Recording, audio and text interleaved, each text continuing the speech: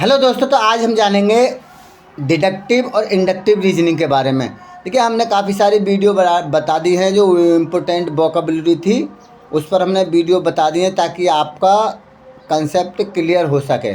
तो content clear होगा, आपका जो कंसेप्ट क्लियर होगा, तभी आप जो है क्वेश्चन कर पाएंगे। तो चलिए आज शुरू करते without any delay deductive reasoning के बारे में।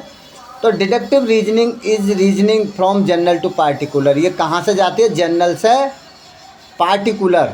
पार्टिकुलर में मतलब सामान्य से विशिष्टता की ओर, यानी सामान्य से विशिष्टता की ओर कैसे जाती है। मान लीजिए हम पूरी दुनिया में किसी चीज़ को अप्लाई करते हैं कि सब आदमी नश्वर हैं, मरने वाले हैं, तो ये सभी व्यक्तियों के लिए कहा गया है पूरी दुनिया में। और हम विशेष व्यक्ति के लिए कह दें कि राम इज मॉर्टल, तो राम इज ए मॉर्टल। राम एक पार्टिकुलर है। पार्टिकुलर का मतलब है विशेष व्यक्ति, स्पेशल व्यक्ति।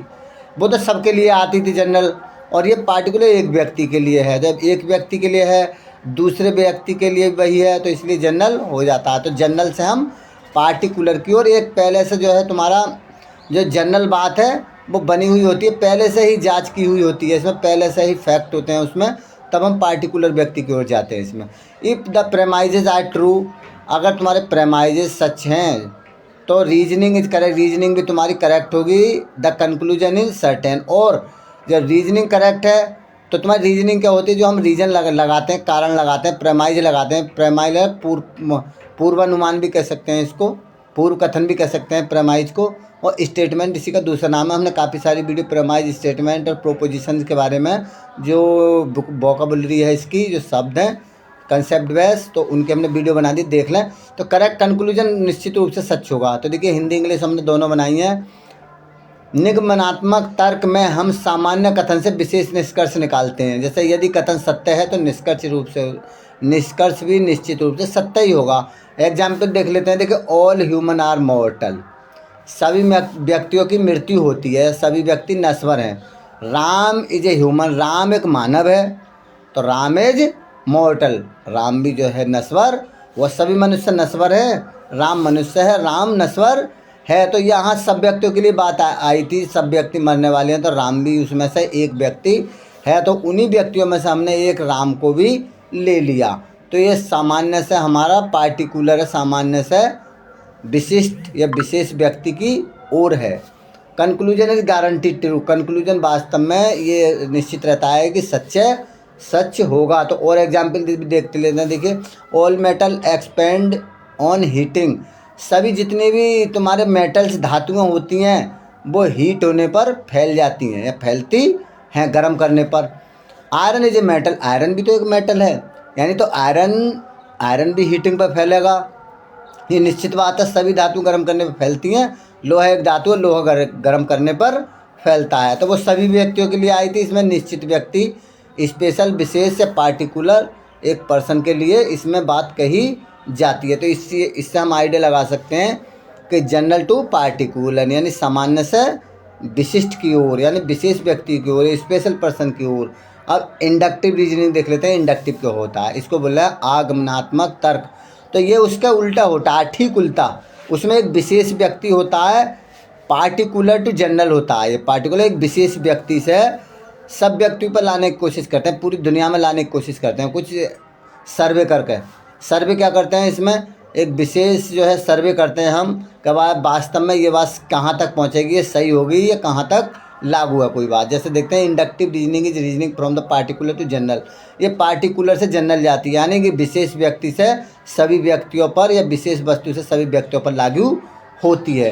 The conclusion is probable, conclusion जो होता है, इसका जो इन्फ्रेंस होता है, ये नहीं है कि वास्तव में जो सही हो, प्रोबेबल संभव हो। संभव का मतलब प्रोबेबल संभव होता है, संभव का मतलब संभव हो भी सकता है और नहीं भी हो सकता है, इसलिए प्रोबेबल होता है, नॉट सर्टेन। निश्चित नहीं होता कि हमारा सही होगा हमारा कंक्लूजन, ये निश्चित बात नहीं होती, हो भी सकता है, नहीं भी हो सकता, दोनों बातें इसमें होती हैं। ऊपर वाले में निश्चित रूप से सही था, क्योंकि वो पहले से जांच की हुई एजेंसी होती है, जांच की हुई कोई बात होती है कि जांच किसी एजेंसी ने करा है, इसको एक किसी जो है रिसर्चर्स ने करा है, ये बात सही है, तो हम उसको जानने की कोशिश करते हैं कि कैसे सही है, इसमें कैसे सही है, इसमें क्यों सही है। तो ये जानने को क्यों सही है भाई, ये बात कहाँ तक सीमित है, कहाँ तक जाएगी ये बात, आगे तक ले जाने की कोशिश करते हैं इसे हम, यानी घर से जो है पूरी दुनिया में ले जाने की कोशिश करते हैं। तो देखिए ये क्या होता है, आगमनात्मक तर्क में हम विशेष घटनाओं से सामान्य निष्कर्ष निकालते हैं। निष्कर्ष संभावित होता है, निश्चित नहीं होता। एग्जाम्पल देखें, Ram got first division in the exam. Ram ने, हम विशेष व्यक्ति की बात कर रहे हैं, खाली एक पर्सन की। राम ने जो एग्जाम में फर्स्ट डिवीजन प्राप्त की।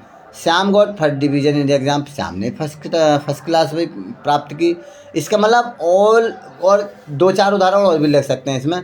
All students of the class are intelligent. हम ये आइडिया निकालेंगे कि जितने भी क्लास में तुम्हारे बच्चे हैं, विद्यार्थी हैं, वो सभी इंटेलिजेंट हैं, पढ़ने में होशियार हैं। ये हमने आइडिया लगा। परीक्षा, राम ने परीक्षा प्रथम श्रेणी से पास की, श्याम ने परीक्षा प्रथम श्रेणी से पास की, मोहन ने परीक्षा प्रथम श्रेणी से पास की।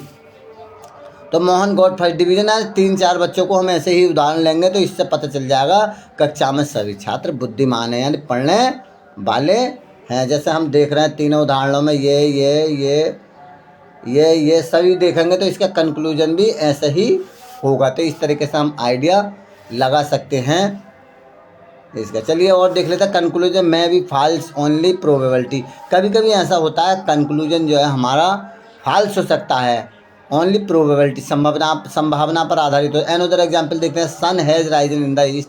तो कंक्लूजन कैसे गलत हो सकता है, देखिए, sun has risen in the east every day till now. अब तक जो है कहाँ निकलता है तुम्हारा सूर्य जब पूरब में प्रतिदिन निकलता है। The sun will rise in the east tomorrow. कल को सूर्य कहाँ निकलेगा, कल को भी तुम्हारा ईस्ट में ही, पूरब में ही निकलेगा।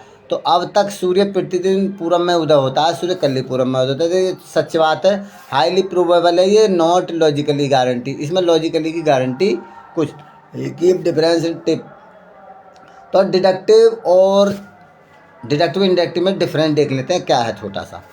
ये जनरल से पार्टिकुलर की ओर जाती है, रिमेंबर, जनरल से पार्टिकुलर की ओर, यानी सभी से एक विशिष्ट व्यक्ति की ओर जाती है।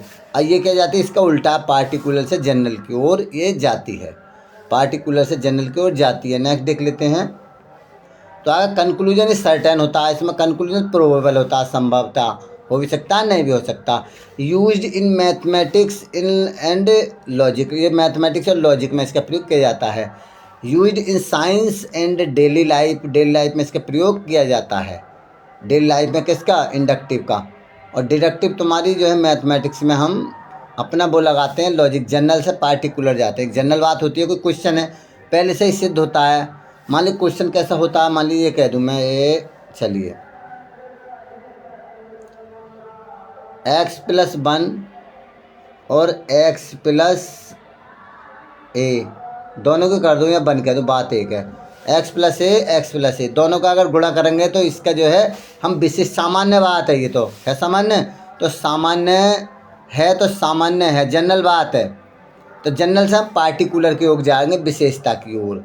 तो इस तरीके से इसको हम समझ सकते हैं। आगे तो इस तरीके से हम समझें मैथमेटिकल और लॉजिक साइंस में। तो देखिए नेक्स्ट वीडियो में वैलिड आर्गूमेंट बताएंगे, आखिर आर्गूमेंट होते क्या, वैलिड क्या होते हैं, इनवैलिड क्या होते हैं। इन तर्कों को समझोगे तभी आपको कुछ समझ में आएगा। तो वीडियो को लाइक शेयर कीजिए, चैनल को हमारा सब्सक्राइब कीजिए। हम अच्छी तरीके से जो है यहाँ वीडियो बना रहे हैं, आपको समझाने की कोशिश कर रहे हैं ताकि आपका कंसेप्ट क्लियर हो सकें। तो धीरे धीरे बनाएंगे, हम देखते जाना आप, क्योंकि आपको ये तो मालूम है, हम बात मालूम है, इसके बाद मैं इसलिए बता रहा हूँ कि जिनको समझना थोड़ा ज़रूरी है। अगर भूल भी गए इनको समझेंगे तब आगे बढ़ेंगे धीरे धीरे। तो बहुत ज़्यादा कंसेप्ट क्लियर कर दूंगा मैं लॉजिकल रीजनिंग में, फिर इसके ऑब्जेक्टिव क्वेश्चन हमारे शुरू हो जाएंगे।